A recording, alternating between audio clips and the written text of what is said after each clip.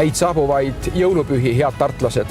Te võib-olla praegu imestate, et miks ma siin Ilmatsalu metsade vahel sõidan, aga sellel on väga selge põhjendus, sellepärast, et sellel aastal Tartu linnaga liideti senine Tähtvere vald ning linnapea ülesandeks on mitte ainult linnaelanikest hoolt kanda, vaid ka hoolt kanda, et Tartu linna uutel asukatel, siinsetel metsloomadel tuleksid jõulud samamoodi rõõmsad ning ka nemad on nüüd Tartu linna täieõiguslikud liikmed.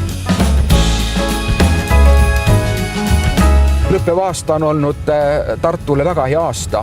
Tartlased on taas teinud suuri tegusid nii teaduse, spordi, hariduse, kultuuri valdkonnas.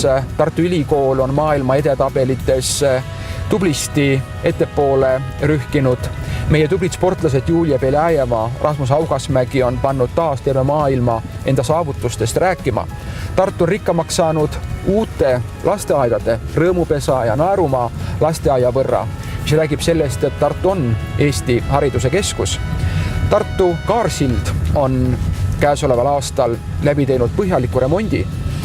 Kaarsild on üks Tartu sümboleid ning lisaks sellele, et sild on nüüd laiem, on tal ka uus heli ning valgussüsteem.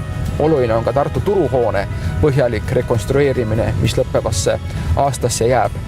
Tartu on rikkamaks saanud taas uute kõnni ja rattateede võrra. Me oleme viimastel aastatel neid remontinud ja ehitanud 100 kilomeetri jagu. Nii et lõppev aasta on olnud tartlastele igas mõttes üsna hea aasta.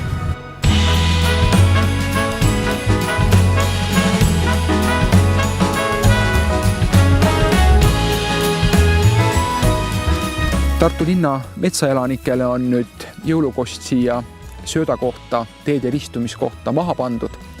Ja ma kutsun teid kõiki, head tartlased, tulge jõulude ajal metsa, meil on nüüd omad metsad, tulge jalutama, tooge ka metsloomadele natukene kosti. Tartus on küll väga head sportimisvõimalused, aga värskes õhus, puhtas looduses käia on alati väga kosutav ja hea. Soovin teile rahulikke jõule ja tuleks aega olla koos oma lähedastega ning toredat ja tervet uut aastat.